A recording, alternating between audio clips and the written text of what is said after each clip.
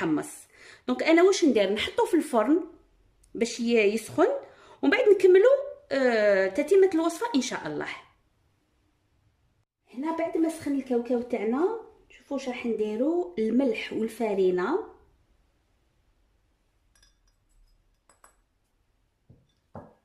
نحطو لهم الماء،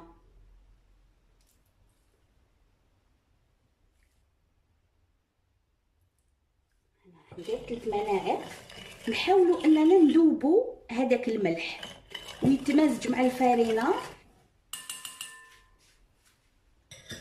هكذا. درك هنا الكاوكاو هذا نحطوه او سخون،